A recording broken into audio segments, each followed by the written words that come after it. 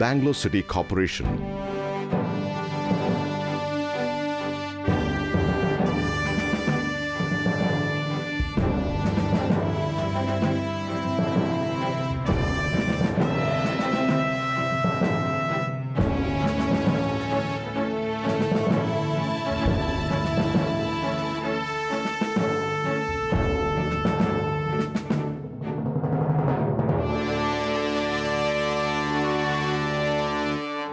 The planetarium has emerged as an important body in science popularization and science education. The Bangalore Association for Science Education is an autonomous organization headed by illustrious scientists and set up by the government of Karnataka in 1992.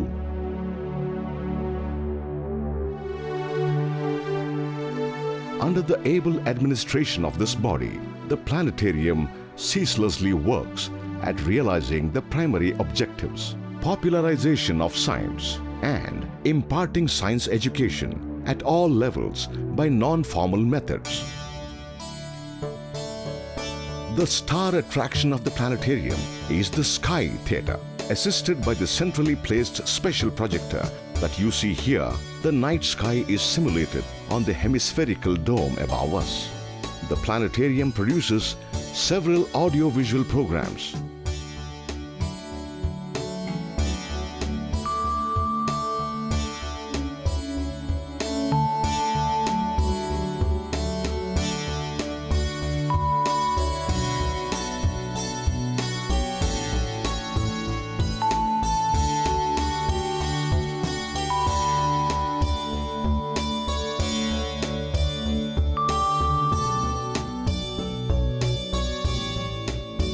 Special projectors beam colorful pictures, cartoons, computer animations and graphics, and special mechanical effects that enliven the presentation.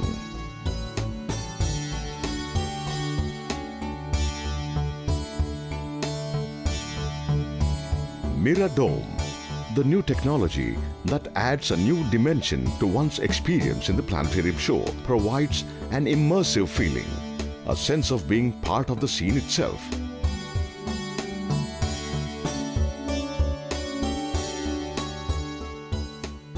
Truly a one-of-its-kind experience. The planetarium show is preceded by Science Watch. This is Science Watch, a preview of some of the recent developments in fields of science and technology.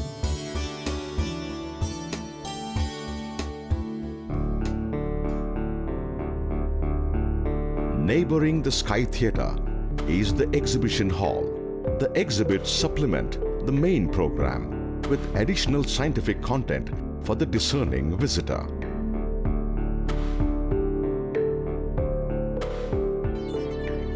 Our solar system in the artist's imagination. Weigh yourself on various planets by merely standing on this weighing scale.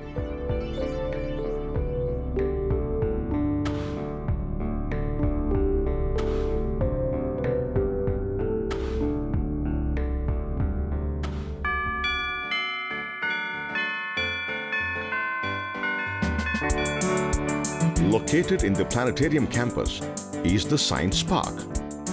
Simple participatory exhibits provide education with amusement. Here, science can be experienced firsthand.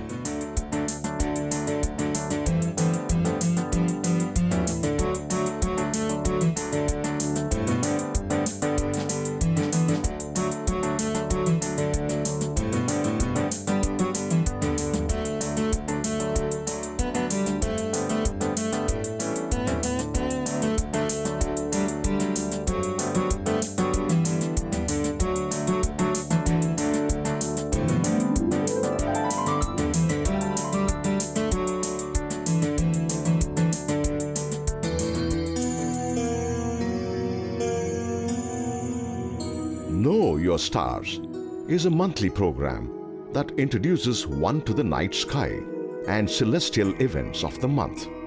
The positions of stars planets and constellations for the month are familiarized under the simulated night sky inside the Sky Theatre. This is exactly how one would see in the natural sky outside. Some of the celestial objects are shown through telescopes.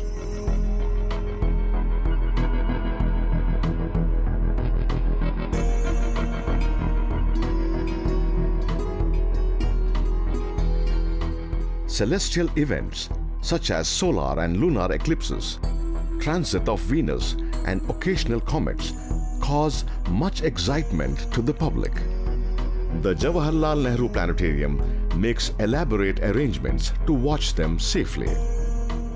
The planetarium produces exhibits to educate the visitors on these events. These activities, while offering a relevant scientific explanation, quell misconceptions and superstition among the public.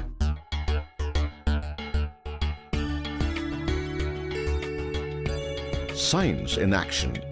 Exciting experiments and working models explain the scientific principles in a lucid manner. Teachers find several of these experiments useful for classroom teaching, from primary to undergraduate classes. Exhibitions on various topics are also held here.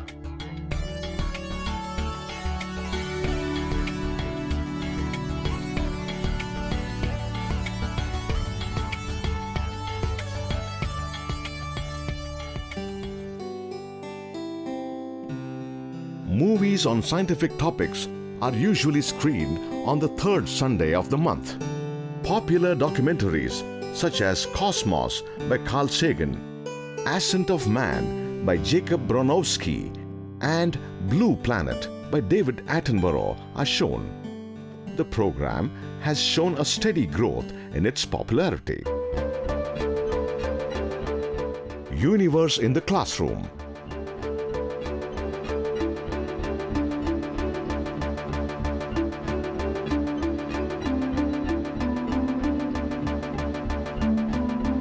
In this workshop, children and adults are introduced to observing the sky through naked eye, binoculars, and simple telescopes. The telescope that you see here is a high-quality optical telescope manufactured by Carl Zeiss. During the daytime, one can safely study the sunspots and spectrum of sunlight, beautiful rings of Saturn, satellites of Jupiter, and a host of other celestial objects can be viewed and studied at night.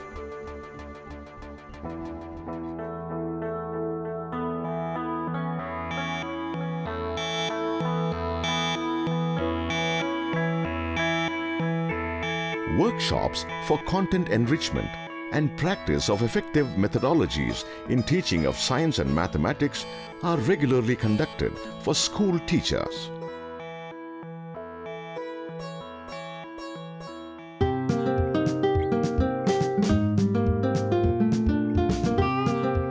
Summer programs for children, hands-on experiments, lectures by subject experts, visits to premier research institutes infuse interest and motivation to do science among children. SEED, or Science Education in Early Development, is a program for kids to learn science and mathematics through recreational activities involving toys and games.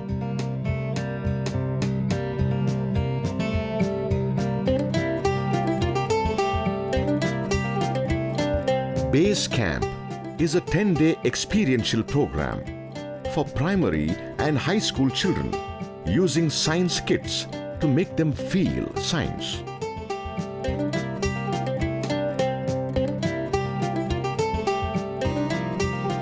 Summer Course is a 15-day thematic interdisciplinary course for high school children involving lectures, discussions, experiments, and field trips. From the web of life to the universe, a series of lectures introducing frontier areas of research to college students. Interactive sessions for high school students are held on Sundays. The students perform experiments, solve problems, and discuss concepts, all of which help in developing a lasting interest in doing science. REAP, or Research Education Advancement Program, is a 3-year rigorous course for undergraduate or postgraduate students with an aptitude for research and teaching.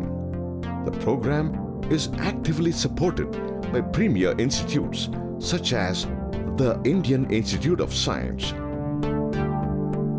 the Raman Research Institute,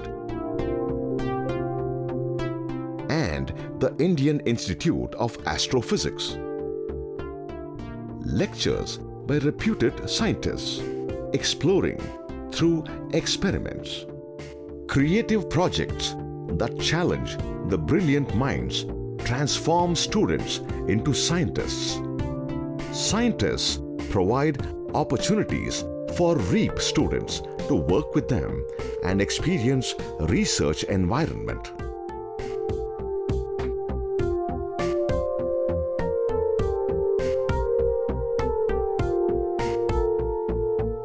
A similar program entitled Bio-REAP has begun for students of life sciences.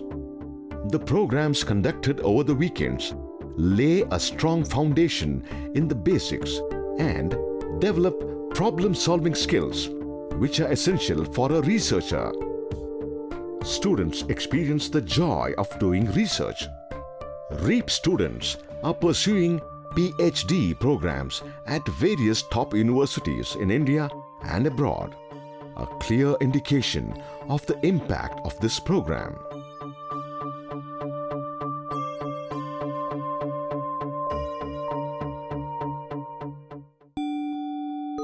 In addition to the routine programs, the planetarium plays host to several reputed scientists from outside India to deliver popular and academic lectures.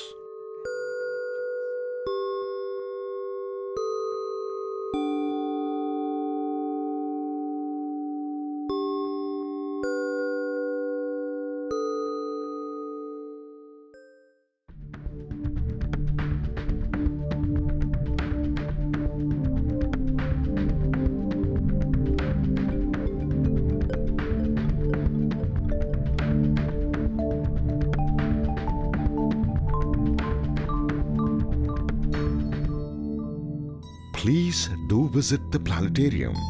Enjoy the cool environs of the Sky Theatre as the lights dim and you look at the sky dome, become one with the vast universe.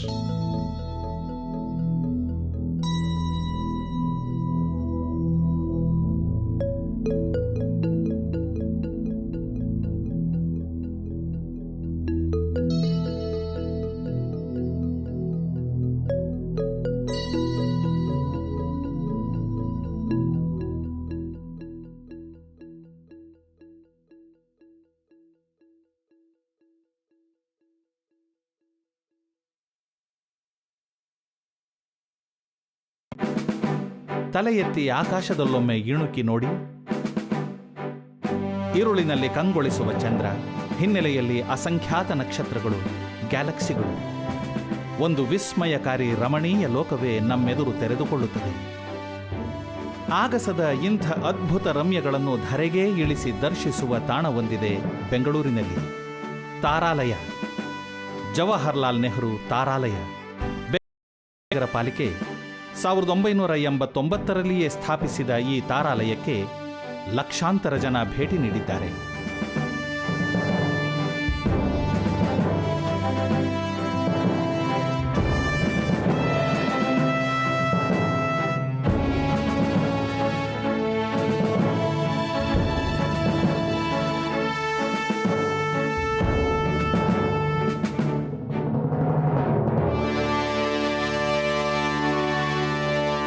ಶ್ರೇಷ್ಠ ವಿಜ್ಞಾನಿಗಳ ನೇತೃತ್ವದಲ್ಲಿ ಕರ್ನಾಟಕ ಸರ್ಕಾರ 1992ರಲ್ಲಿ ಸ್ಥಾಪಿಸಿದ Bengaluru association for science education ಒಂದು ಸ್ವಾಯತ್ತ ಸಂಸ್ಥೆ.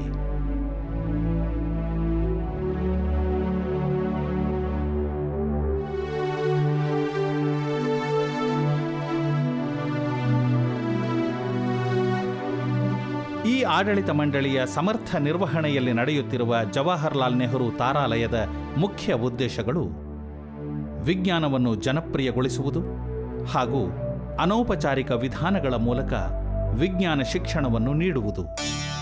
ಜವಾಹರ್ಲಾಲ್ ನೆಹರು ತಾರಾಲಯದ ಪ್ರಮುಖ ಆಕರ್ಷಣೆ ಈ ಸ್ಕೈ ಥಿಯೇಟರ್, ಆಕಾಶ ಮಂದಿರ. ಇದರ ಕೇಂದ್ರ ಬಿಂದುವಿನಲ್ಲಿ ಇರುವ ಈ ವಿಶಿಷ್ಟ ಪ್ರೊಜೆಕ್ಟರ್ ಸಹಾಯದಿಂದ ನಮ್ಮ ತಲೆಯ ಮೇಲೆ ಇರುವ ಅರ್ಧ ಗೋಳಾಕಾರದ ತೆರೆಯ ಮೇಲೆ ಈರುಳಿನ ಆಕಾಶವು ಪ್ರತ್ಯಕ್ಷವಾಗುತ್ತದೆ. ತಾರಾಲಯವು ಹಲವು ಧ್ವನಿ ದೃಶ್ಯ ಕಾರ್ಯಕ್ರಮಗಳನ್ನು ತಯಾರಿಸುತ್ತದೆ.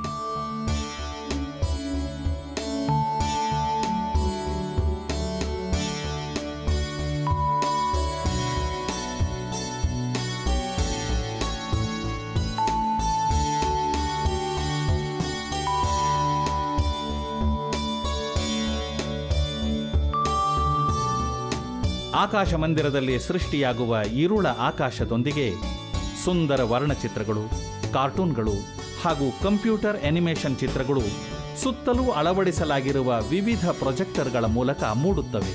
ಸೂಕ್ತ ಸಂಗೀತದ ಹಿನ್ನೆಲೆಯಿಂದಾಗಿ ನಿರೂಪಣೆಯು ಹೆಚ್ಚು ಮನ ಸೆಳೆಯುತ್ತದೆ, ಖಗೋಳದ ಅರಿವನ್ನು ಹೆಚ್ಚಿಸುತ್ತದೆ. ಮಿರರ್ ಡೋಮ್, ಇದು ತಾರಾಲಯದ ಪ್ರದರ್ಶನ ವ್ಯವಸ್ಥೆಯಲ್ಲಿ ಇನ್ನೊಂದು ವಿನೂತನ ಪ್ರಯೋಗ. ಅರ್ಧಗೋಳದ ತೆರೆಯ ಮೇಲೆ ಇಡೀ ದೃಶ್ಯ ಸಮಗ್ರವಾಗಿ ಮೂಡುವುದರಿಂದ ಕಾಣುತ್ತಿರುವ ವಿದ್ಯಮಾನದಲ್ಲಿ ನಾವು ಸ್ವತಃ ಒಳಗೊಂಡಿರುವ ಹಾಗೆ, ಮುಳುಗಿರುವ ಹಾಗೆ ಭಾಸವಾಗುತ್ತದೆ. ನಿಜವಾಗಿಯೂ ಇದೊಂದು ಅನನ್ಯ ಅನುಭವ.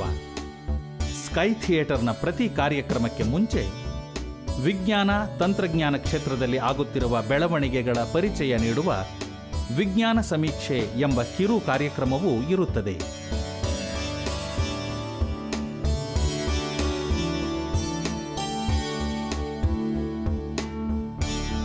ಸ್ಕೈ ಥಿಯೇಟರ್ ಹೊರಗಡೆ ಇರುವ ಪ್ರದರ್ಶನ ಜ್ಞಾನದ ಭಂಡಾರವಾಗಿದೆ. ಒಳಗಿನ ಕಾರ್ಯಕ್ರಮಗಳ ವಿಷಯ ಗ್ರಹಣಕ್ಕೆ ಪೂರಕವಾಗಿದೆ.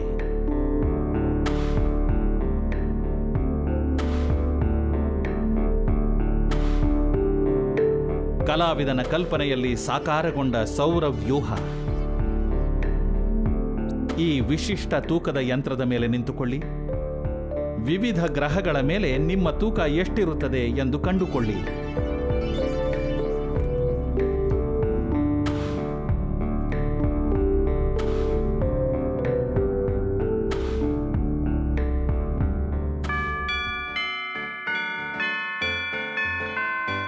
ತಾರಾಲಯದ ಅಂಗಳದಲ್ಲಿರುವ ಈ ವಿಜ್ಞಾನ ವನ ಸರಳವಾದ ಸಾಧನ, ವಿನೋದ ಆಟಗಳ ಮೂಲಕ ವಿಜ್ಞಾನದ ಮೂಲಭೂತ ತತ್ವಗಳನ್ನು ಸುಲಭವಾಗಿ ಪರಿಚಯಿಸುತ್ತದೆ. ಇಲ್ಲಿ ನೀವು ವಿಜ್ಞಾನವನ್ನು ಕಲಿಯಬಹುದು, ಅನುಭವಿಸಬಹುದು.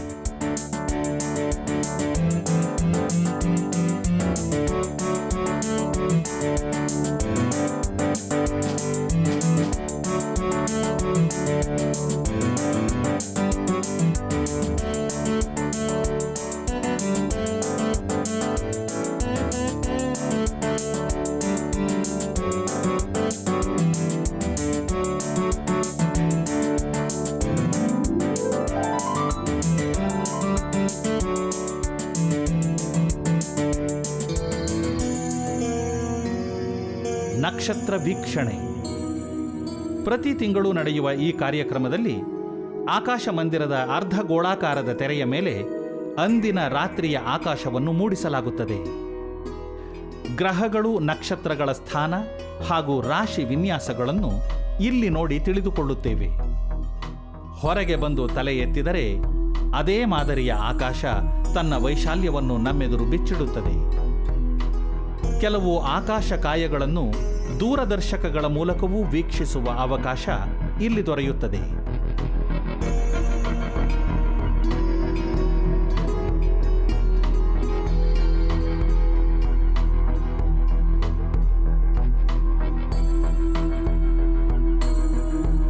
ಸೂರ್ಯಗ್ರಹಣ, ಚಂದ್ರಗ್ರಹಣ, ಧೂಮಕೇತುಗಳ ದರ್ಶನ, ಸೂರ್ಯನ ಎದುರು ಶುಕ್ರ ಹಾದು ಹೋದದ್ದು, ಇಂತಹ ವಿಶೇಷ ಖಗೋಳೀಯ ವಿದ್ಯಮಾನಗಳು ನಡೆದಾಗ ಜವಾಹರ್ಲಾಲ್ ನೆಹರು ತಾರಾಲಯವು ಅವುಗಳ ಸುರಕ್ಷಿತ ವೀಕ್ಷಣೆಗಾಗಿ ವಿಸ್ತೃತ ವ್ಯವಸ್ಥೆಯನ್ನು ಮಾಡುತ್ತದೆ. ಆಕಾಶ ವೀಕ್ಷಣೆಯ ಜೊತೆಯಲ್ಲಿ ಇದರಲ್ಲಿ ಒಳಗೊಳ್ಳುವ ತತ್ವಗಳನ್ನು ಅರ್ಥ ಮಾಡಿಕೊಳ್ಳಲು ನೆರವಾಗುವ ಪ್ರಾತ್ಯಕ್ಷಿಕೆಗಳೂ ಇರುತ್ತವೆ.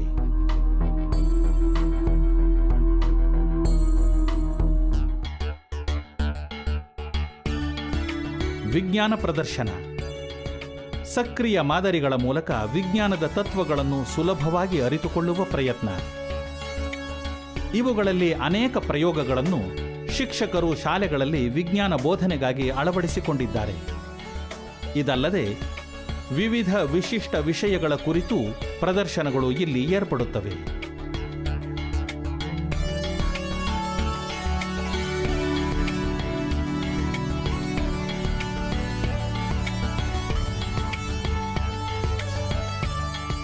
ವಿಜ್ಞಾನ ಚಲನಚಿತ್ರ ಪ್ರದರ್ಶನ. ಪ್ರತಿ ತಿಂಗಳ 3ನೇ ಭಾನುವಾರ ಸಂಜೆ ಸಾರ್ವಜನಿಕರಿಗಾಗಿ ಉಚಿತ ವಿಜ್ಞಾನ ಚಲನಚಿತ್ರಗಳ ಪ್ರದರ್ಶನ ಇರುತ್ತದೆ. ಕಾರ್ಲ್ ಸೆಗಾನ್ರ ಕಾಸ್ಮೋಸ್, ಡೇವಿಡ್ ಅಟೆನ್ಬರೋ ಅವರ ಬ್ಲೂ ಪ್ಲಾನೆಟ್ ಇಂತಹ ವಿಶಿಷ್ಟ ಚಿತ್ರಗಳು ಇಲ್ಲಿ ಪ್ರದರ್ಶಿತವಾಗುತ್ತವೆ. ದಿನೇ ದಿನೇ ಇವುಗಳ ಜನಪ್ರಿಯತೆ ಹೆಚ್ಚುತ್ತಿದೆ. ಖಗೋಳ ವಿಜ್ಞಾನದ ಕುರಿತು ವಿಶೇಷ ಕಮ್ಮಟ.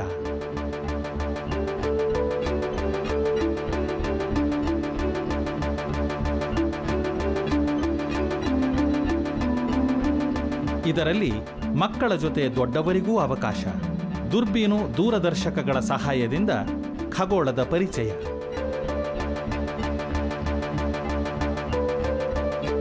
ವಿಶೇಷವಾದ ಈ ಕಾರ್ಲ್ ಝೈಸ್ ದೂರದರ್ಶಕವು ಉತ್ತಮ ಗುಣಮಟ್ಟದ ಪ್ರತಿಬಿಂಬಗಳನ್ನು ನೀಡುವ ಮೂಲಕ ಸೂರ್ಯ, ಸೂರ್ಯನ ಕಲೆಗಳು, ಸೂರ್ಯನ ರೋಹಿತ ಇವುಗಳ ಸುರಕ್ಷಿತ ಅಧ್ಯಯನಕ್ಕೆ ಸಹಕಾರಿಯಾಗಿದೆ.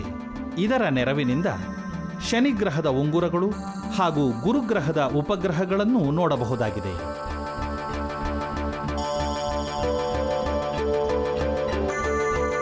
ಸಂಸ್ಥೆ ಅವಕಾಶ ನೀಡುತ್ತಾರೆ.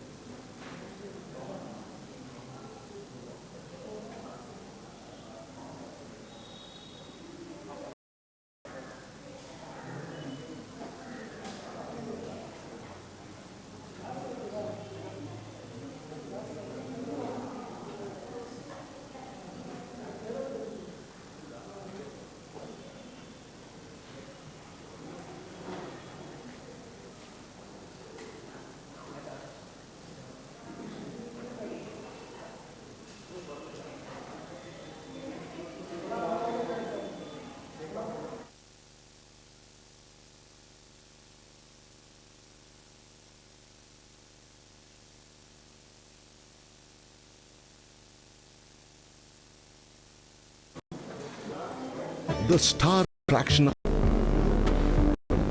in the artist's imagination. Weigh yourself on various planets by merely standing on this weighing scale.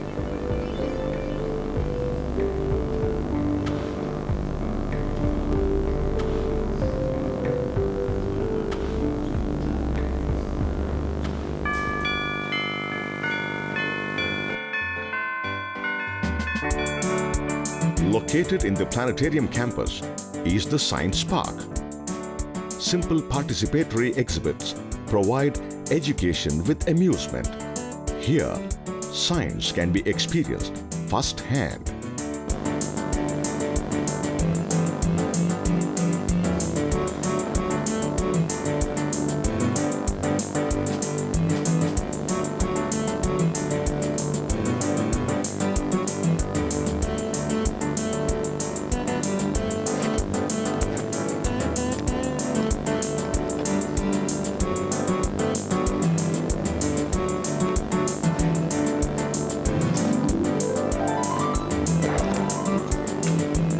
While offering a relevant scientific explanation, quell misconceptions and superstition among the public.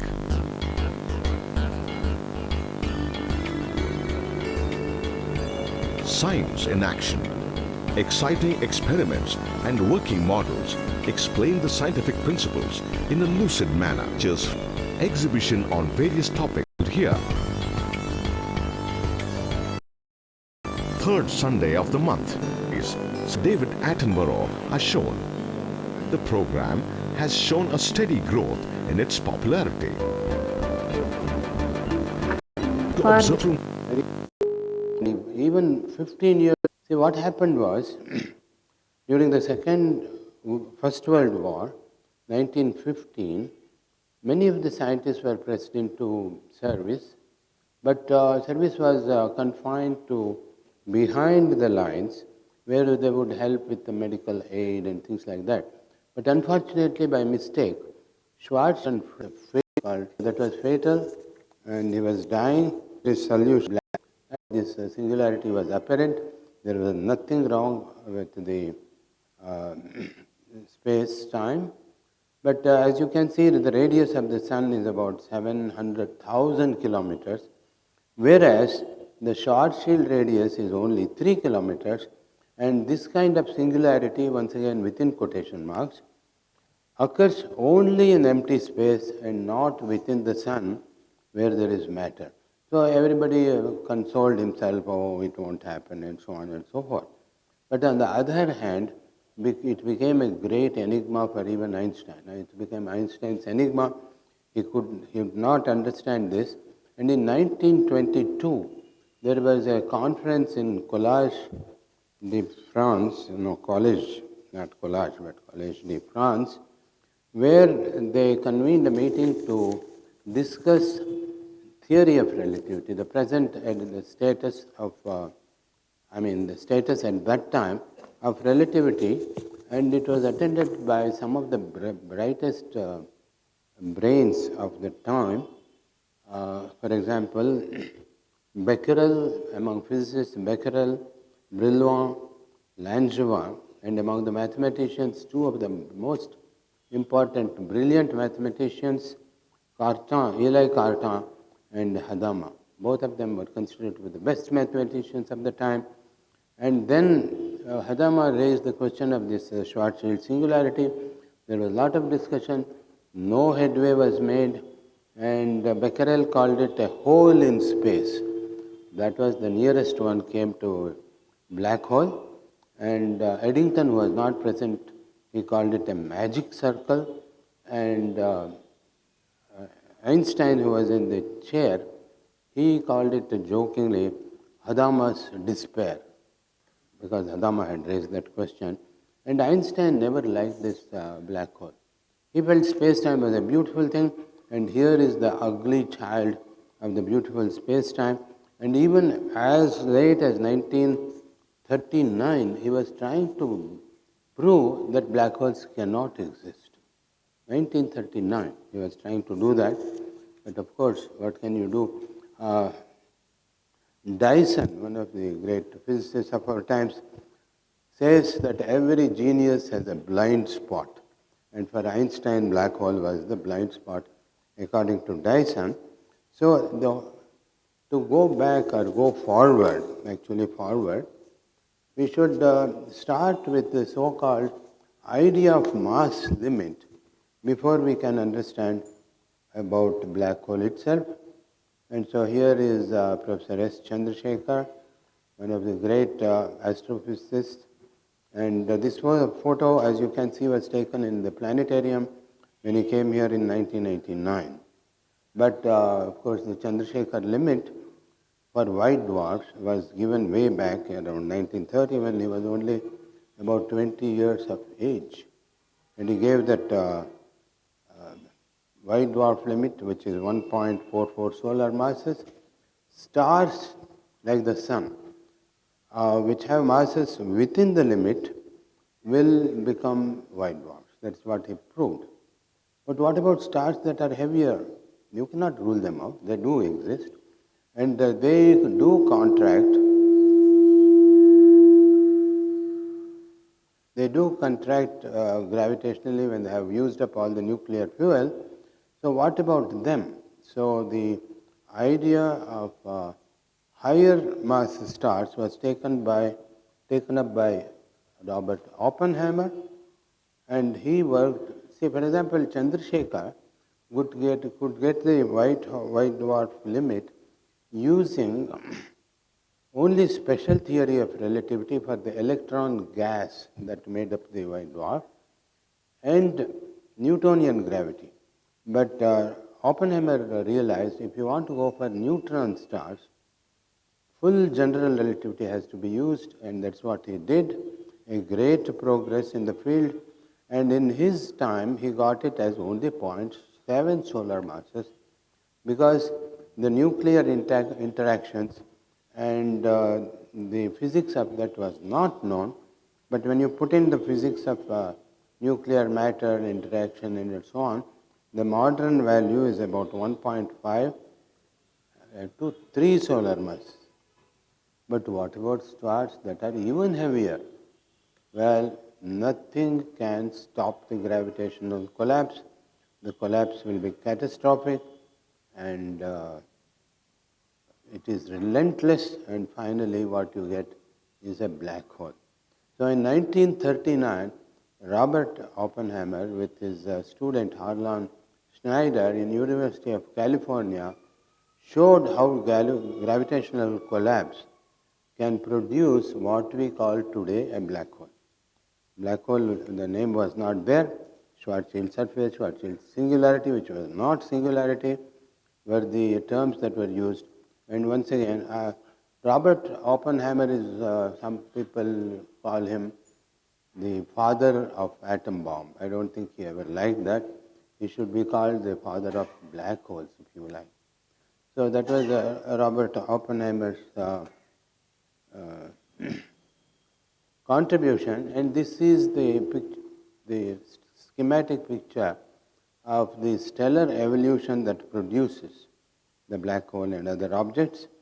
For example, to begin with, on the left-hand side, you have a gas cloud which contracts and becomes an average star in the upper branch and becomes a red giant, and finally the outer shell goes out in a beautiful planetary nebula and leaving behind a white dwarf. So that's one branch. But for heavier stars, after it is formed, it becomes a massive star, bluish, and then a red supergiant, and then there is no planetary nebula but a supernova. So a tremendous explosion, and then if the mass is less than, say, 3 solar masses, it becomes neutron star, which manifests itself in the form of pulsar with with 2 beams of light going round and so on and so forth. It's a completely different story. But if the mass is even higher, it becomes black holes. Now you see, I mentioned supernova here. Supernova, please try to remember this. We will come to this later on. I'm sure your memories are very sharp, all of you are so young and so on. Now, my older colleague is not here, Professor Loknathan, so which unfortunately makes me the oldest man here. So I can say I don't remember, but that's all on the slides. So the supernova here is called type 2 supernova. So now on the other hand, you can have a white dwarf which is combined with an ordinary star, and the ordinary star can be dumping mass onto it, and when it reaches the Chandrasekhar limit, it explodes, and this is called type 1a supernova. Almost sounds like diabetes, type 1 and type 2. It's not. It's a type 2 is gravitational collapse supernova. Type 1a is the other supernova because of the white dwarf absorbing a lot of matter and exploding. So since the circumstance is the same, all type 1a supernovae have the same intrinsic luminosity. So this will become extremely important later on towards the end of the talk, how they used this to find out the distance to various galaxies. I will come to that at the end. Remember, 1a supernova in which the white dwarf is involved is going to act as it is called, a standard candle for investigation. Okay, we go on from there, and here is the black hole, at the center is the real singularity. That is where all the mass has concentrated. Am I in the way of these slides? I hope not. So, singularity where mass has completely collapsed into a point where the density, temperature, pressure, and the curvature of space-time would have gone to infinity. But my colleagues in quantum gravity assure us that quantum effects will smear out this singularity at a distance of 10 to the power of minus 33 centimeters, and all will be well. So there won't be the singularity, but we will see how it goes. But at r equal to 2 gm by c square, there is no singularity, but very interesting effects. One is a stationary limit, I will come to that. The other is called infinite redshift surface. We already saw how gravitational redshift occurs due to Einstein. And then this one-way geometric surface or the event horizon, that's the most important characteristic of black holes. I will come to that one by one. And here is our friend Gujjar's cartoon of stationary or static limit. Far away from a black hole, there won't be much gravity, and you can sit on a rocket without firing the rocket, and you will be there. But as you come towards the black hole, you will have to have enough rocket thrust to stay at one place.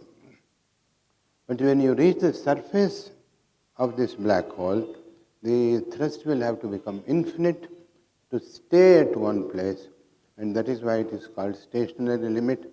And you cannot stay at one point on the surface, and once you enter, you will have to fall towards the central singularity, and they picture gory pictures of how a person will be stretched out because of tidal forces into spaghetti, and the blood will splurt out like tomato ketchup and so on.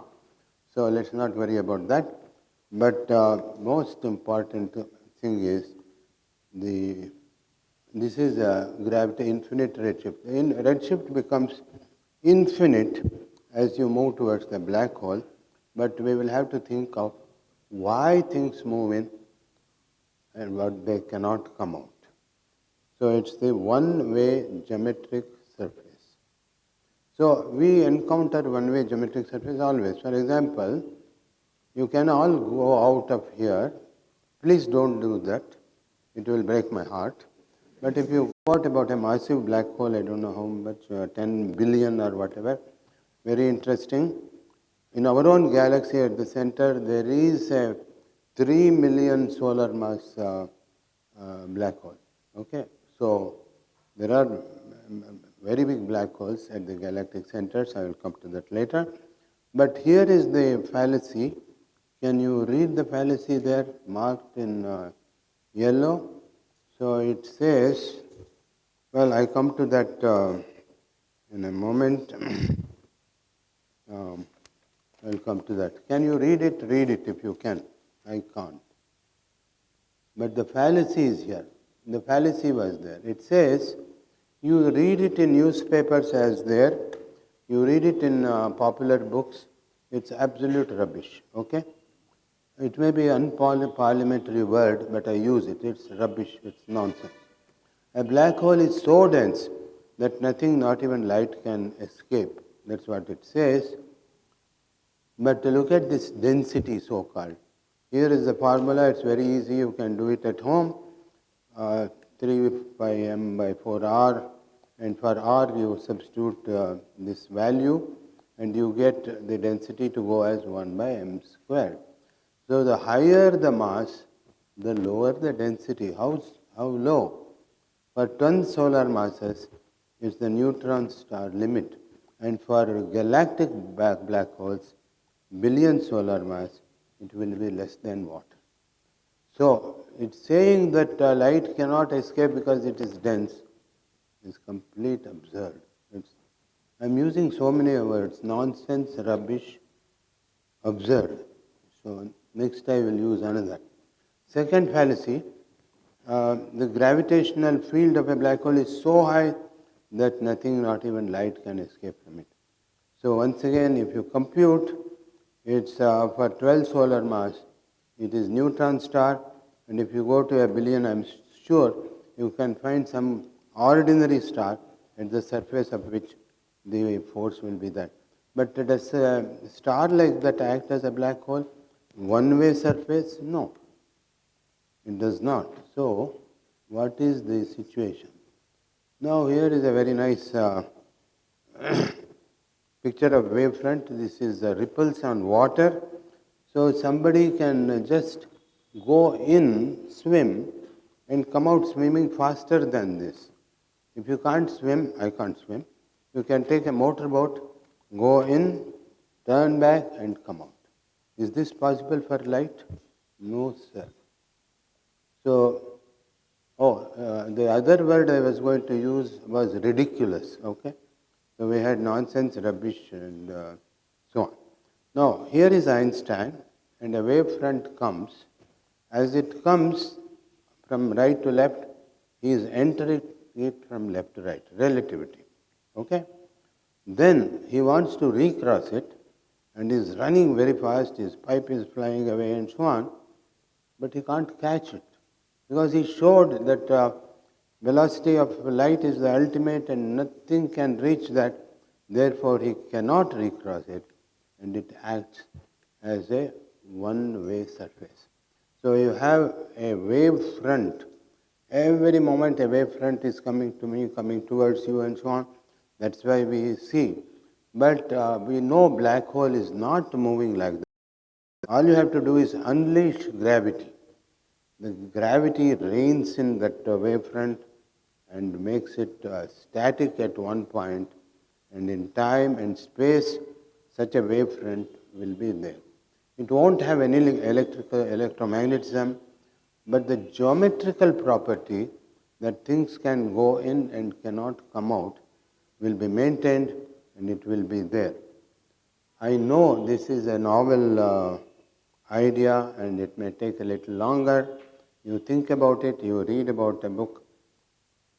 Matsudna will show you a book in which it's all written in great detail. You read that book, you will understand it more thoroughly. Or you can come to the classes which I have promised in September, and we will be discussing these. And these things were not at all known till 1968. Okay. And that's why when I was doing my thesis at University of Maryland, under the guidance of Professor Charles Misner, and fortunately I got this problem of black holes, and I could prove all these things are tied together, and also I could prove that black hole is stable, so much so that it was very fortunate that I could do all these things. So I have justifiably earned the title, the Black Holy Man of India. So who gave the title, you may ask? I gave it myself. Okay, now here is Professor Wheeler, John Archibald Wheeler, or JAW for short, J-A-W. And he was my thesis advisor. So my grandfather figure. And he popularized the name black hole. He was giving a talk about the Schwarzschild surface, etc., etc. And somebody said, that is a black hole. He said, that's a good idea, and started calling it black hole. We all started calling. This was in 1969, after I wrote my thesis. My thesis did not have the word black hole in it. So he was the one who popularized that name. And then you can, do you recognize the person on the right? You know. Very good.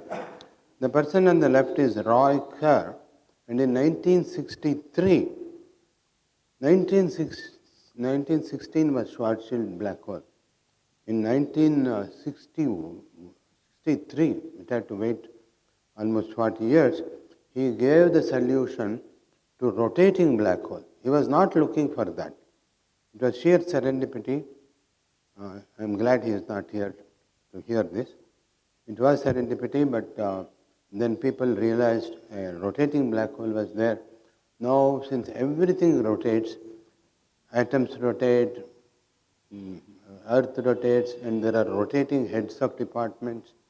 So black holes also rotate, and therefore we have something like this. We are entering astrophysics. You know, when Minkowski did mathematical space-time, Einstein, when he was asked what did he think of relativity, he said that now that mathematics has invaded the theory, I no longer understand it. So probably, if he had seen this, he would have said, now that astrophysics has invaded general relativity, he no longer understands it. But he didn't say that. But here we have astrophysics. There is a normal star here, and there is a black hole sitting there, and the normal star is sucking in all the matter, and around the black hole there is what is called an accretion disk. Before falling in, it goes round and round, and sorts of very energetic things happen. A radio jet comes with enormous force. If it's an explosion much greater than a supernova, and so on and so forth, all these things are happening. Whenever there is a tremendous energy is involved, like quasars and so on, you can bet that there is a black hole doing that because of the accretion disk, the plasma flowing, and so on and so forth.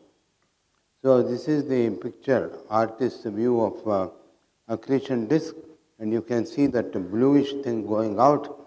That's the radio jet. We will see a video of that. And as I told you, there are supermassive galaxies.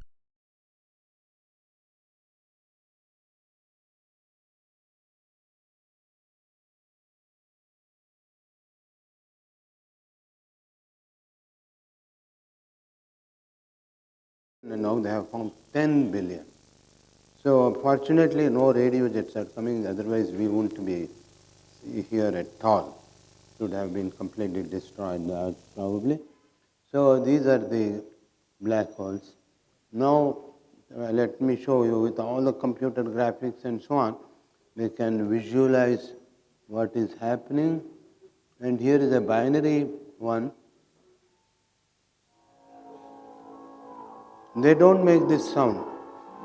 So there is an ordinary star, and the mass is being pulled in, and now an accretion disk, and there is a radio jet going with a tremendous velocity.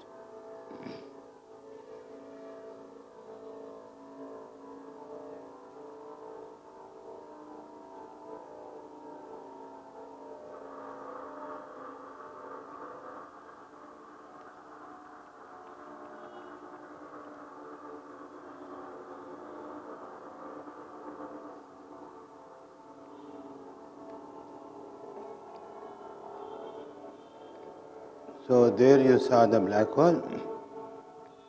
The sound still gives. Now we will look at the galactic black hole.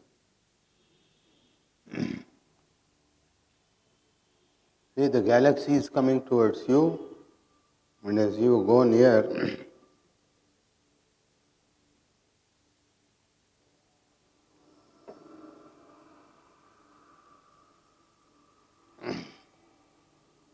so it's sucking in all the matter. Don't worry, our galaxy will be stable, it won't go out of business. This happens only very stars foolishly that stray towards us. Okay, that's as far as black holes are concerned. I hope you have been happy with the black holes. Let's move on to gravitational radiation. Once again, Matsuda has provided this beautiful gravitational waves coming, and you can see the red titles standing out. Optical illusion had produced a fantastic exhibition of optical illusions. So gravitational radiation, how is it produced? How is the electromagnetic waves are produced? they are produced by charges moving. So Hertz did this experiment. You could have electromagnetic waves produced, and you could even detect the electromagnetic waves within the lab.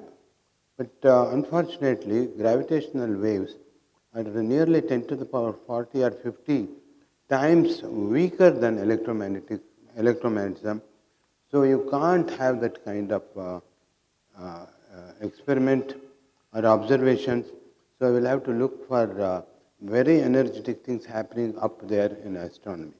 But in principle, any mass motion like this can produce gravitational waves. Gravitational waves are hitting you, but you don't feel it, fortunately. And also with the Hertz experiment, if the electron was moving, it would go and hit another electron and it would move. If the gravitational waves were strong enough, if I moved my hands, what would happen to you people? You would also be moving your hands like that. If you go to a dance performance, you would also start dancing. You can do it by your own volition, but here it would have involuntarily. But once again, who thought of gravitational radiation? Can you take a guess? Albert Einstein. It's too much. The man thinks of everything. He doesn't leave anything to others. So he actually derived in 1916 gravitational wave equation. And then he produced this quadrupole formula for the radiation sources. See, all of you have learned that in electricity there can be electric dipole. You take a negative charge and a positive charge and you have a dipole and it vibrates, you have dipole radiation. But when you have gravity, there is no such thing as dipole because there is no negative mass and positive mass. Both are positive. Therefore, there is no dipole radiation. The next higher one is quadrupole. If things go like that or like this, then there will be the gravitational radiation will be emitted. And motion like this, definitely there will be a quadrupole going like that, and you will have the gravitational radiation. And the formula for that was once again derived by Einstein, the quadrupole formula. And in a dipole formula for electromagnetic theory, you have the second derivative of the dipole, but here you have the third derivative of the quadrupole. So once again, that makes it very small, and also you have c in the denominator to the power of 5 or something, I forget, which makes it very, very. So here is the dipole radiation, quadrupole radiation. As you can see, you have point masses in a circle, and it is done like that. It's stretched and compressed. So when a gravitational wave hits, you will feel that kind of thing happening, and one has to detect that. So Einstein wondered whether there is any gravitational radiation at all, because he had done it an approximation, and he knew that the general theory of relativity was a nonlinear theory, and so he was wondering whether general theory of relativity, the nonlinearity of the theory, would completely annul the effect, and there may not be gravitational waves. But then he went on to derive what is known as cylindrical gravitational waves that strengthened his hope that there may be, but let us assure Einstein, yes, Professor Einstein, they exist. They have not detected yet on the Earth, but on the other hand, there was this Hulse-Taylor pulsar in 1974. You see the two pulsars are going round, and the pulsars which are pulsing can act as very accurate clocks, as accurate as atomic clocks, and you can clock this. And what happens is they did it over 11 years and found out that the orbits were shrinking. Why would they shrink? They realized that the gravitational waves going out of them, the energy was lost and they were shrinking, And so the black line is the calculated line taking into account the gravitational wave energy loss, and the observed points are in the red. Absolutely they fit in, and that has a indirect proof that gravitational radiation does exist. Therefore, pulsar data verifies Einstein's quadrupole formula. But of course, if you have very strong fields like black holes coalescing and so on, then you will have to use all the nonlinearity, and it has become a great industry. Industry in the sense, not money-making industry, but a lot of people have been working on the production of gravitational waves with very strong sources like black holes, and also how to detect them. So in doing this, here was the pioneer of terrestrial detection of gravitational waves, Joseph Weber. When I was in Maryland, he had started this pioneering field. Because of his efforts, at the time he spent, he was, because of his pioneering attempts, people started looking at it more carefully. Here is Weber bar detector. He said it's very simple. You have a huge bar, and as the gravity waves come and hit, it goes through minute oscillations. The oscillations are only nuclear in dimensions. So he's putting in transducers that were supposed to detect the gravitational waves.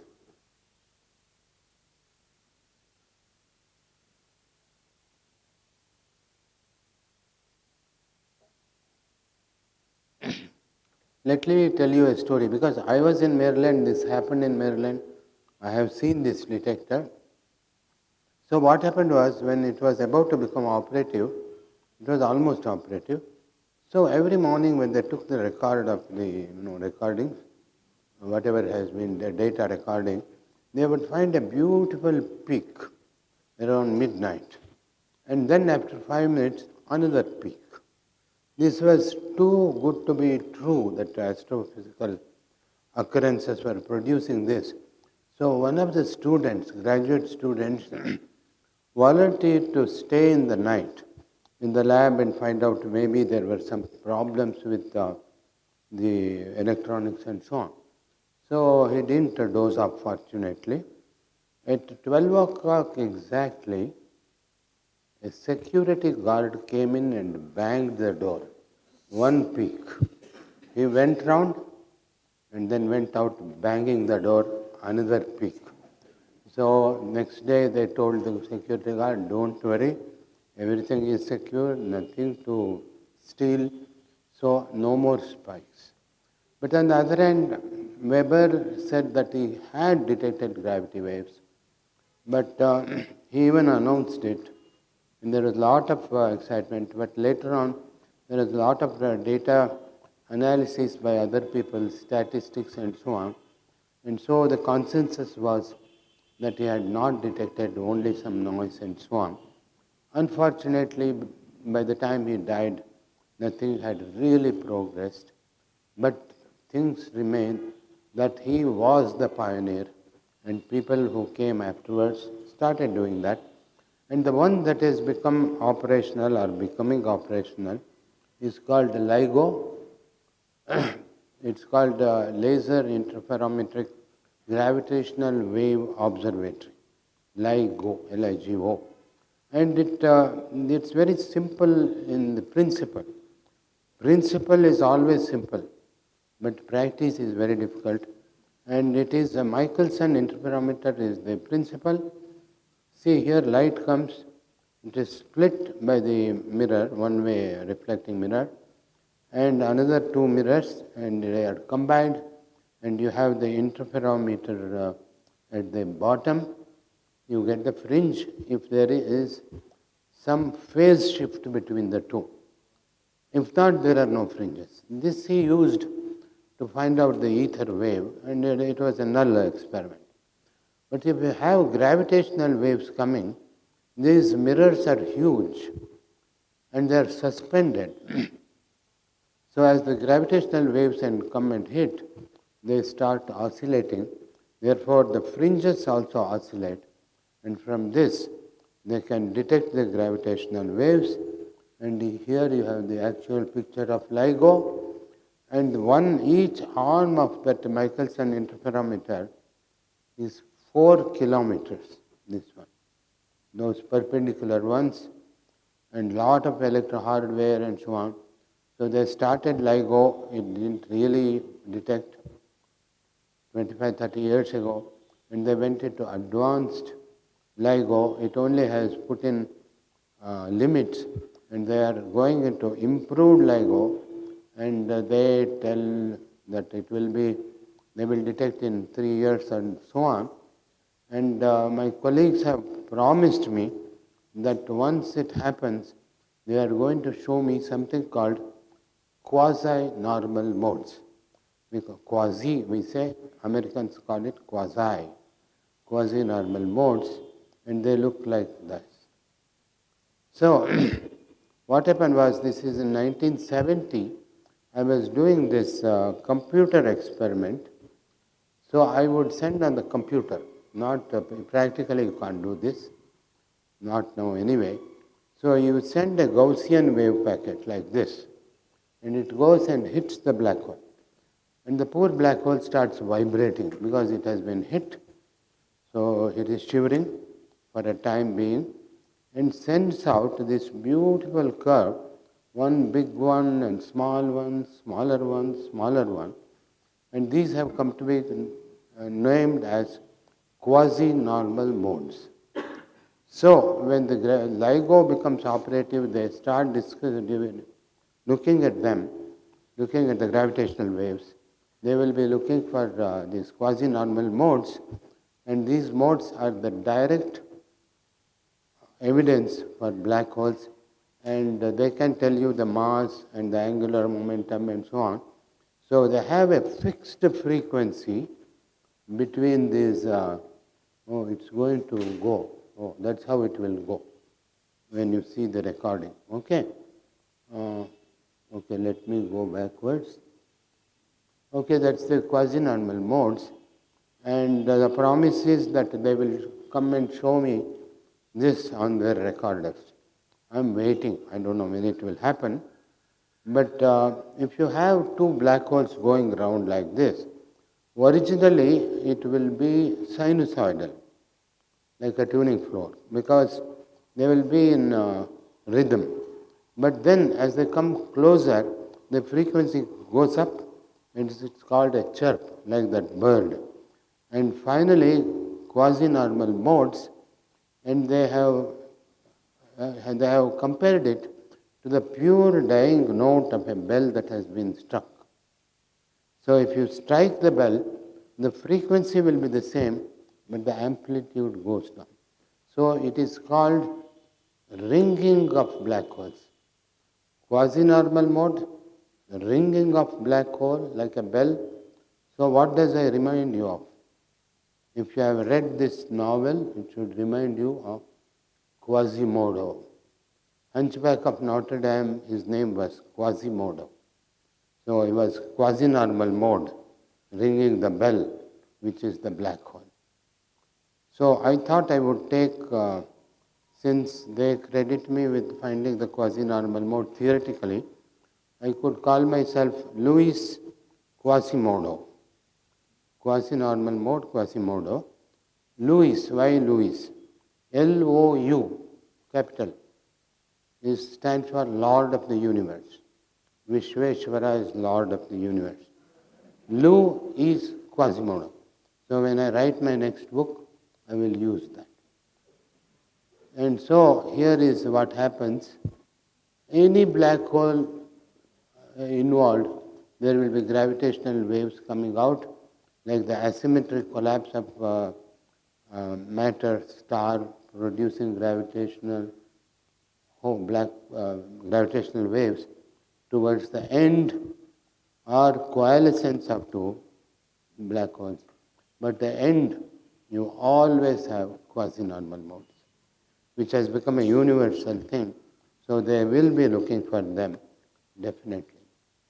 So I think that is the story of black holes. And so we go on now to the universe. So you look at that slide and enjoy, okay, for a moment.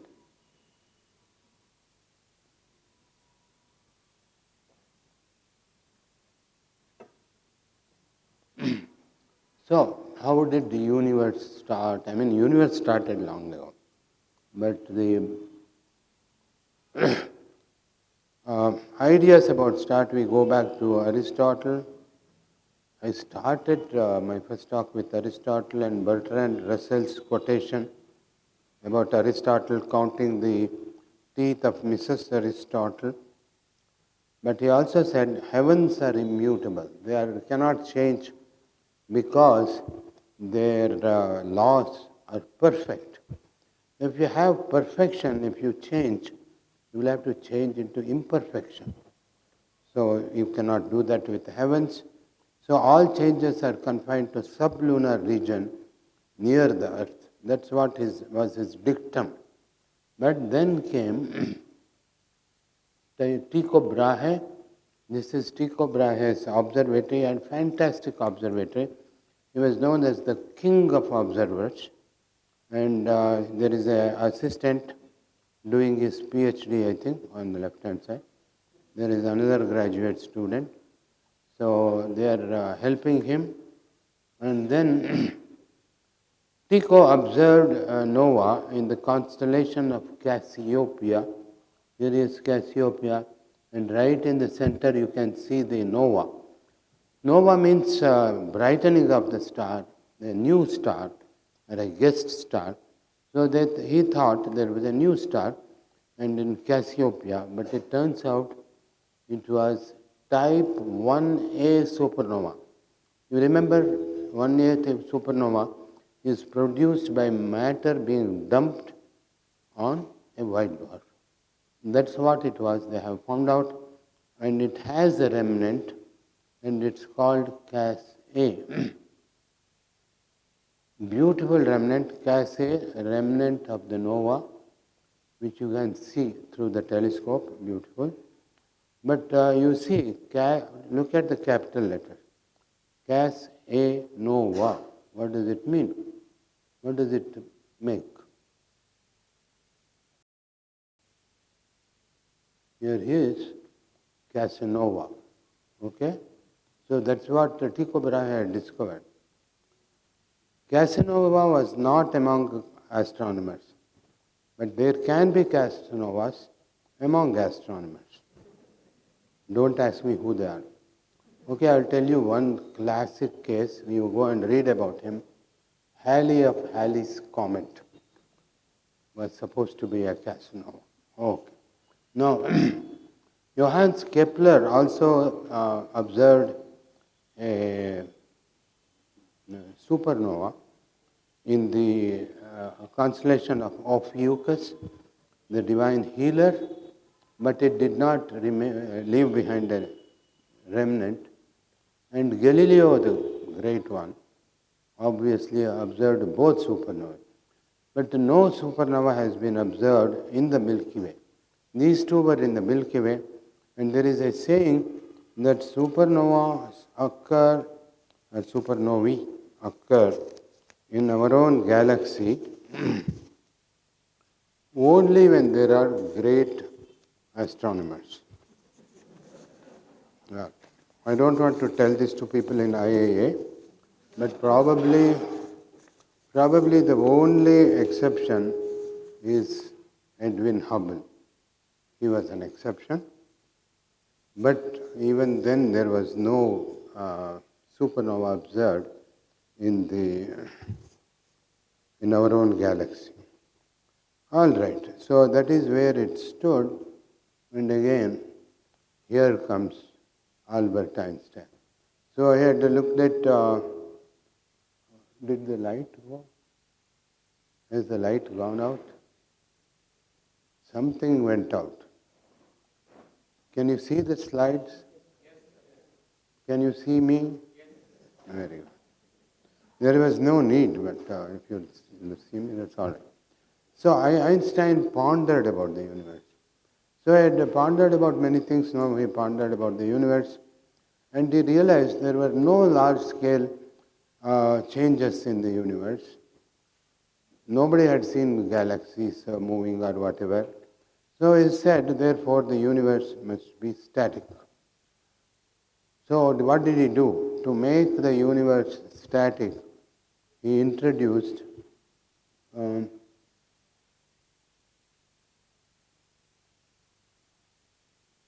what happened? Okay. I thought there was a quotation there. Well, there was a quotation, I will tell you. What it did was, after it was shown that the universe was expanding, he said, introducing the cosmological constant, or it is there in the next one. Okay, next one. Let's wait. So here is the Einstein equations, which I showed you. Don't worry about that. Left-hand side is all the geometric functions, g, mu, nu. And on the right-hand side, T mu nu tells you the energy, momentum, and all that beautiful equations. Einstein loved them, but they don't give you a static universe. You know, you have to have a repulsive term, and Einstein introduces cosmological term.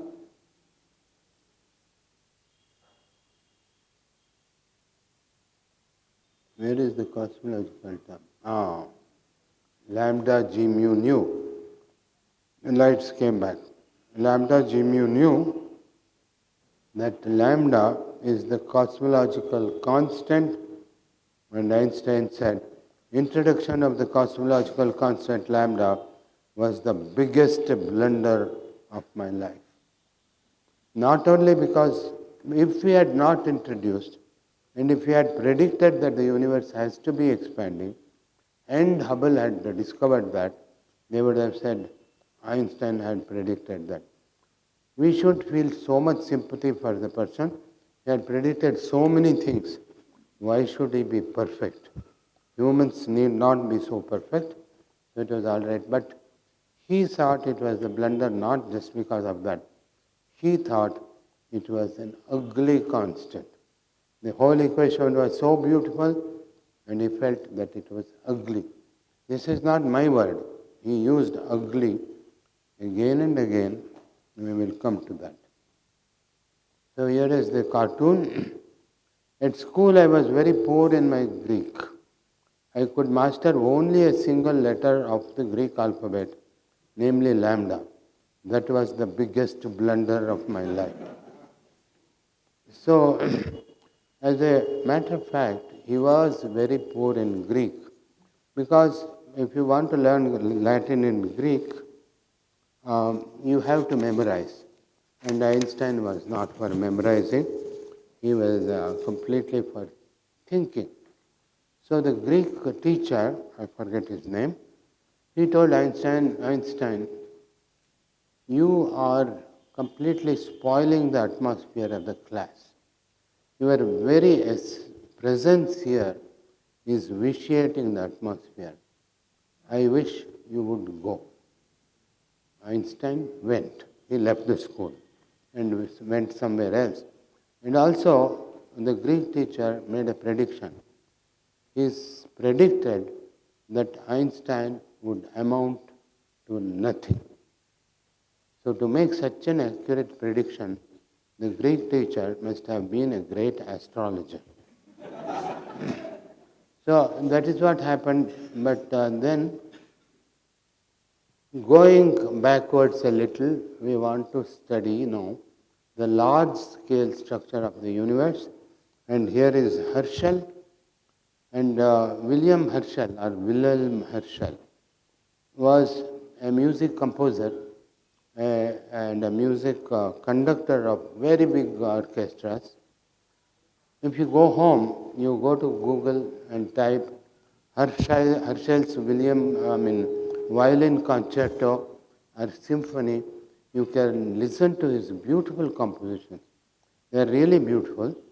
And also, he produced these enormous telescopes going up to about 48 feet in length.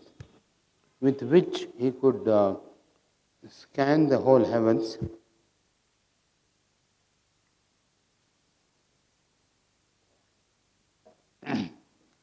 In the painting here you can see the telescope, and on the left is the sister Caroline Herschel. She was also an astronomer.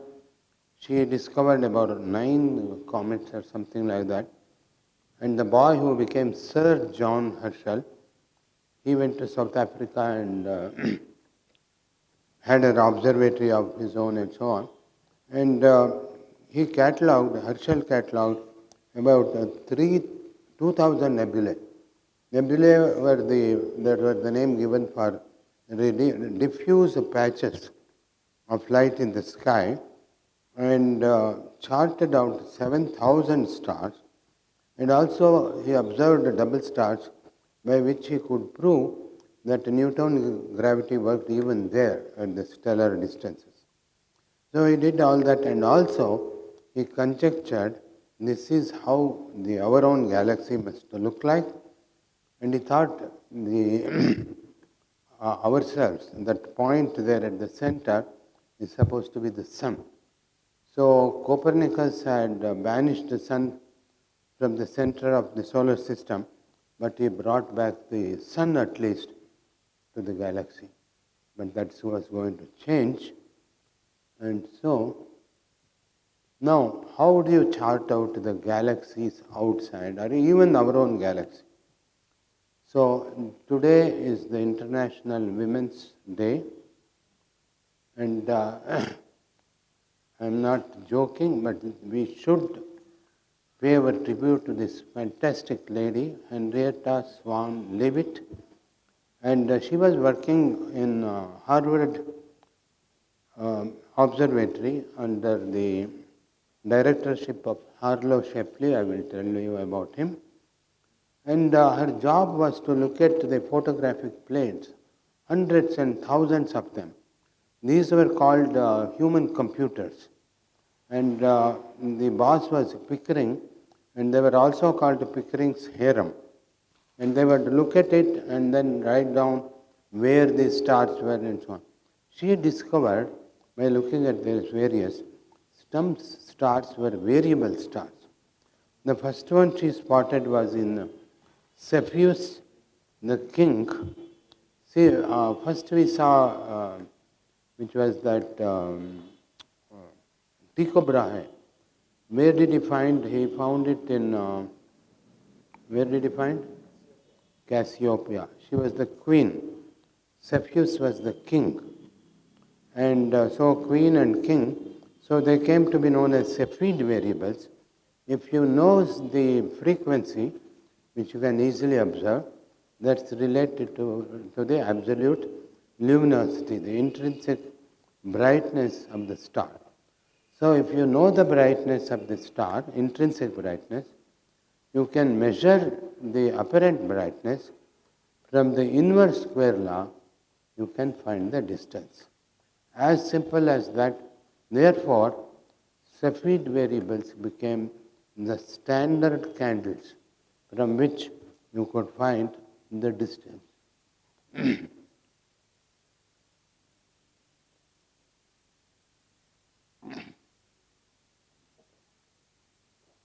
This was an extremely important thing. So she was battling tuberculosis and other health problems. And in 1922, Swedish Academy Secretary wrote to Harlow Shapley, would you please send this letter to Henrietta Leavitt? We are nominating her for the Nobel Prize. So Shapley wrote back. It's a very sad letter that are exchanged, that she was no more, and the Nobel Prize is not given posthumously, so she was not given the Nobel Prize. And here is Harlow Shapley and the shape, and so he looked at the Cepheid variables in globular clusters. This is a beautiful globular cluster where the stars would be going round about the central point by their own gravity, And if you read Feynman's lectures, he says, if you do not see gravity working here, you have no soul. So I hope you see the gravity working here. And this is how what he found. He found that our galaxy edge onwards is like a disk in the central bulge. And where are we? This is the 100,000 light years. We are at the edge here. And Harlow Shapley was brought up in a farm where he used to feed the chicken and the horses and milk the cows. He actually wrote that reciting poetry is very good for milking the cow rhythmically. So he wrote an essay on Elizabethan poetry and got admitted to University of Missouri. And when he went there, he wanted to take journalism. But that year it was not being given. So he looked at the catalog. What should I take? First one was archaeology. He says he could not pronounce archaeology. The next one was astronomy. So he registered for astronomy, he became an astronomer. So when he saw that our own place is at the edge of the galaxy, that he did by charting it out. You can read in the second book, Matsuda will show you. He chuckled. After all, man is not a big chicken. So having been brought up on the farm, that was the simplest analogy he could give, man and the big chicken. That's what it was. And then on the theoretical side, see, Einstein had said universe was static, but soon enough came the Russian the scientist Friedman, who used to be the surveyor of roads or something like that. Then he went into academics, and then he showed if you just take Einstein's equations, you will see that the universe has to be expanding. Theoretically, mathematically. But then came this gentleman, I should say gentleman, Monsignor. He was a Belgian priest, Lemaitre. He was a Belgian priest, and not only priest, he was a scientist, and he served in the military also in the First World War, and then continued. What he did was, this was all mathematical. Einstein's static universe was also mathematical. This was also mathematical, but he put physics into it, and then showed that the universe must be expanding. Not only that, but he said the universe must have started from a very condensed state.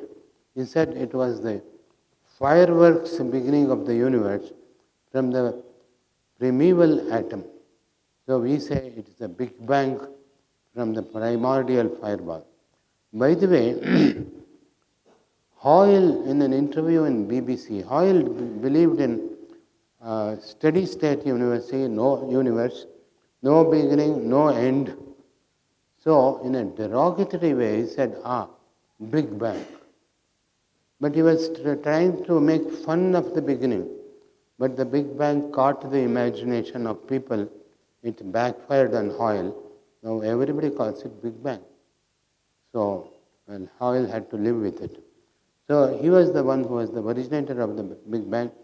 Not only that, theoretically, he predicted what I will show you, the Hubble law. But unfortunately, it was published in an obscure journal, but he should be given the credit. It may be called Hubble-Lemaitre law, but he actually predicted that. But of course, observation is all important, and here's the great Hubble. See, all these people, to begin with, might have been something else and came to astronomy. And he was a Rhodes Scholar, went to Oxford, studied law, practiced law, and for man-made law, he came to the law of nature and made his absolutely fantastic observations. Here is Hubble with his ubiquitous pipe, and here he is observing. By the way, I will have to tell these stories, although I am going over time. See, I am trying to condense 13.6 billion years into 20 minutes. So give me 15 minutes more, or 13.6 minutes more. Okay, now, so he did that, and Lemaitre, did I say Hubble? Okay, it will come later. Some other person. I forgot who was the other astronomer. So here is the famous photograph. You can see the date, October 6th, 1923. So here is the point where it says N. Can you see that? It almost looks a thumbprint.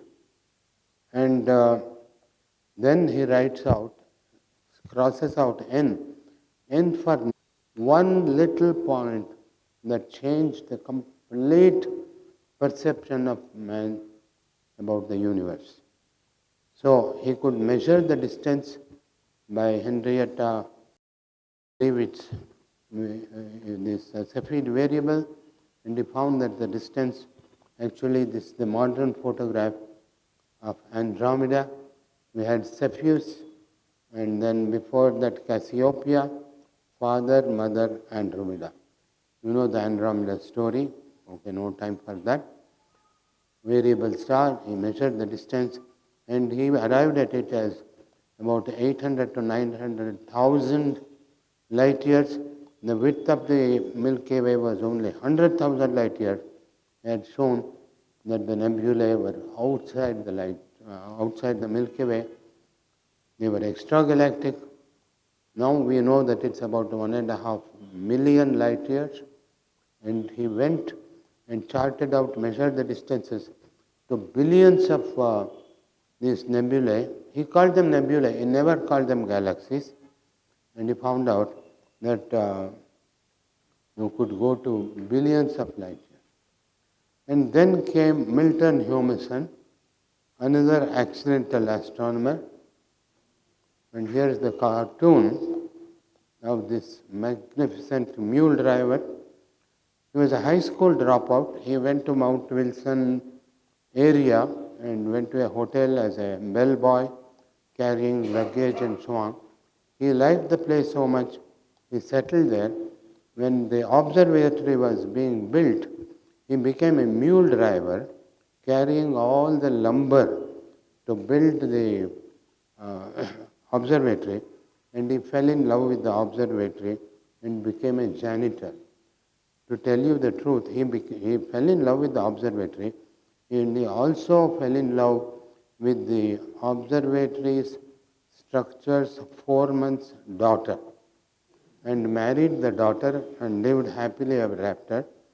And there, on one night, when the a student was teaching him on the sly how to make observations, and when the regular man was sick, he told the student, went and confessed to Hubble, who was the boss, that Milton Humason could do that. Hubble, in his desperation, he said, all right, let him do that, the janitor. And he did a magnificent job. He was one of the finest observers. And then he became the assistant of Hubble. They made all the observations, redshift and so on. And finally, Humason ended as the secretary of both Mount Wilson and Mount Palomar observatories, and he was given an honorary doctorate by University of Sweden.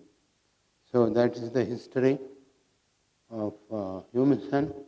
And here is the famous photographs on the left-hand side of redshift. On the right-hand side, you can see the redshift.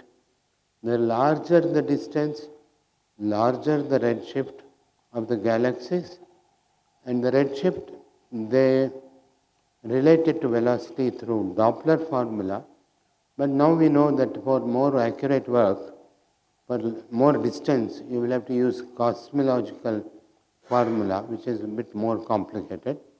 But if you look at the velocity and distance, it is supposed to be all those lines, and Hubble draws that straight line there. Look at all those points. Do you see straight lines? It's the sheer audacity of the man, and if you did that in your laboratory, you will get 0 marks. But of course, we never do this. We cook out the values to make the. We are cleverer than Hubble, but he drew.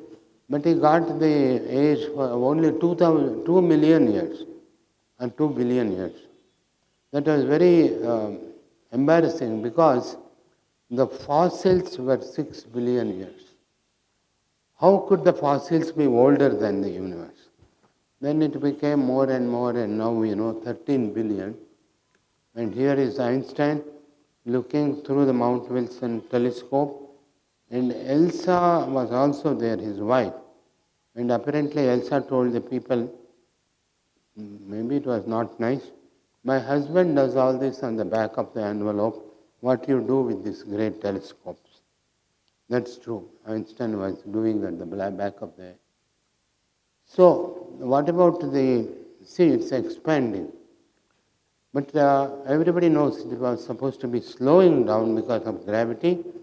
And there are three geometries for the spatial section of the universe: flat, spherical, and hyperbolic. We discussed this in the last one.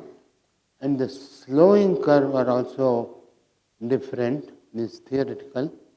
You have flat and then negative curvature, and the one that is round, which goes, expands, comes back, and so on. But everybody knew that it was not so, it was infinite, as expanding forever, but slowing down. And they wanted to find out the rate of slowing down. And to do that, they had to go to very distant galaxies, billions of light years. So they had to use Henrietta Leavitt's Cepheid variables. 1A supernova was used, not Cepheid variables, I am sorry. Type 1A supernova, the standard candle, they found this curve at the top, that there was dark. Observations using supernova 1A yielded age of the universe 13 billion years. Universe expansion is accelerating. There was a constant repulsion. And what constant repulsion? They called it the dark energy. And the prime and the only candidate at the moment is Einstein's lambda term. Came back. So he says, my biggest blunder is back, and I am having the last laugh. He is laughing there, as you can see. Well, now, so previous one. So this is a rare photograph of dark energy. Now, in that dark energy, somebody is saying, dark matter. Then, dark energy. We are in the dark. So are the cosmologists. The dark age of cosmology. And if you have read Bible, the new Genesis, in the beginning God created the heaven and the earth. And God said, let there be light. And there was light. But the devil said, no, let there be dark. And there was dark. That's the new Genesis. And this is true. 75% dark energy, 21% dark matter, normal matter which you see, 4%. What do we do? That's where we live. So we must cherish this dark matter. I must cherish the normal matter. And here is a cartoon. There is a baffled professor like me, and there is a young smart guy with a blackboard. He says, in order to explain the unobserved dark matter, unobserved dark energy, unobservable extra dimensions, and unobservable bubble universes, I have derived an invisible equation. So that's what they are doing. I shouldn't say quantum gravity people, but some are doing there. And here is the last word from Einstein himself. In his autobiographical note at the age of 70, he wrote, "Out yonder there is the universe, which exists independently of us human beings, and which stands before us like a great eternal riddle, at least partially accessible to our inspection and thinking. The contemplation of this universe beckons like a liberation." Here is the last photograph of Albert Einstein taken in 1955. This is his 76th year. In April, this was in March. By the middle of April, he was hospitalized. He had been suffering from an aneurysm of the abdominal aorta.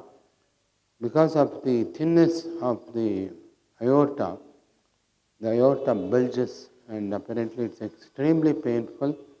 For several years he had been suffering, and he was hospitalized in the middle of April, suffering great pain.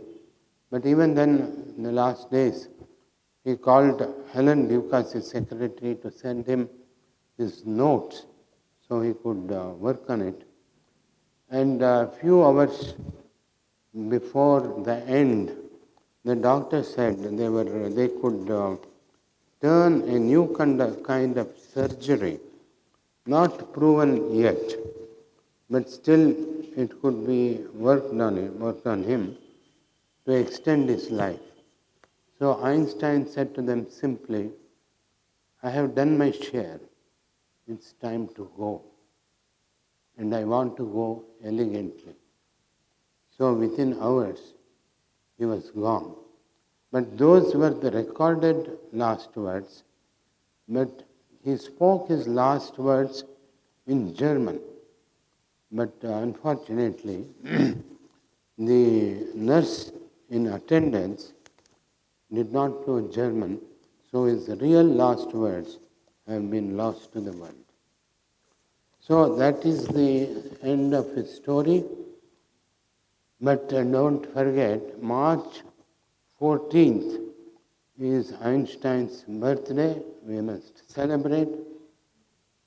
Oh, before that, let me go back. You see, you remember on the 70th birthday of Mahatma Gandhi, not on the death of Mahatma Gandhi as many believe, on his 70th birthday he sent a message as a tribute. Generations to come will scarcely believe that a man like this one walked in flesh and blood on the earth. Those words are equally applicable to Albert Einstein. So in the same spirit, Herbert Bloch, or Herb Bloch, the great cartoonist, drew this cartoon on the death of Einstein. Among all the stars and the planet, only the Earth carries this plaque. Einstein lived here. So as I said, March 14th is the 136th birthday, March 14, 2005. 3.14.15. 3.1415. It's the Pi Day. Okay? So, here is the great man writing the Pi Day, and I love pies. Here is a pie in the shape of pi, and here is a real pie with pi written there. I don't know how many. Here there are 500. I don't know how many there are. So we come to the end of these three talks. and you have all been very nice and listening to me very nicely. And you know, Minkowski, who created space-time, also introduced the idea of world lines. That is the history of any particle, including human beings. You chart out our histories. You plot our spatial coordinates as a function of time. So you go here, there, go to college, go to computers, go home, sleep, and so on. So it's a very complicated world line. But one nice thing is, during these 3 talks, 3 hours each or more, all our world lines have been converging. I do hope our world lines will converge again. Many of your students, REAP students, how many are from IISc? Anybody from IISc? Indian Step Science? None? I thought they were here. It's okay. They can watch it. Maybe they are watching in their own institute. Let us hope so. But anyway, I am sure our world lines will converge someday. And here is the great puppeteer who controls both the speaker and the listener. And that's all, folks, till our world lines converge again. Thank you very much.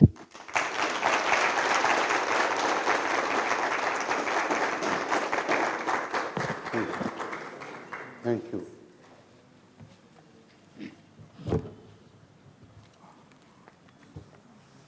So before we thank, as usual, we had requests from several people who attended these 2 talks last 2 months, and I'm sure some of you here would like to know some of the resources to follow up the 3 talks. So these are the 2 books which carry all the things that were discussed in these 3 talks and many more things. One is called the Einstein's Enigma, and the other is The Universe Unveiled. It's a very rich source on the entire gamut of concepts that Professor C.V. Vishweshwara has discussed over the last 3 talks. And these 2 books have been authored by him, and they are available in some of the bookstores.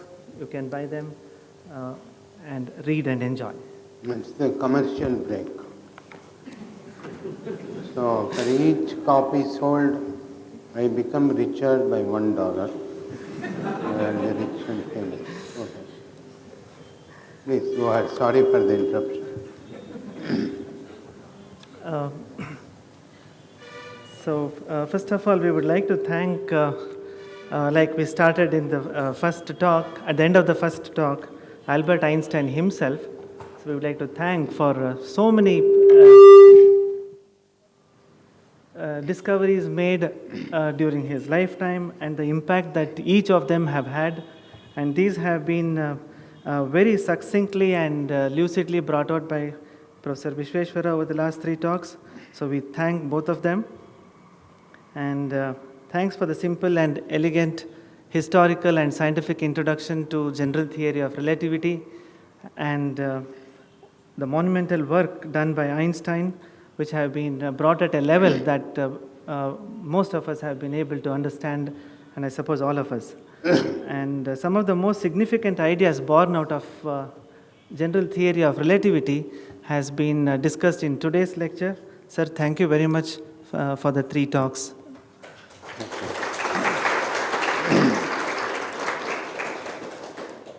So next we thank Mr. Ashok Lal and his wonderful team from Video Hut Productions for making this elaborate arrangement for the live streaming on the web, and hundreds and hundreds of people who have not been able to be physically present here.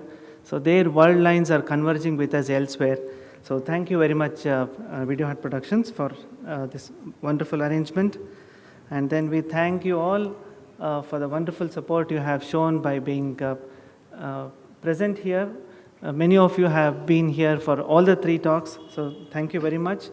And we would like to see you again and again during the second week of every month when we hold a talk on a scientific topic at a popular level.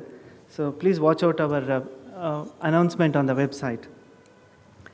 And the last one, which is not part of the Thanksgiving, but just as an aside, I would like to mention, Professor C.V. Vishweshwara showed you in the slide of William Herschel, a small boy, Sir John, who went on to become Sir John Herschel later on. And Dr. Shailaja, our director here, so some years back she unearthed some documents and had a research on that, on his work, and she came out with a very interesting aspect that Sir John Herschel made some of his observations from Bangalore in the vicinity of these high grounds and most likely where you are sitting today. So that's another point of interest for us. So now we have the question session open, so you can ask your questions over the next 10-15 minutes.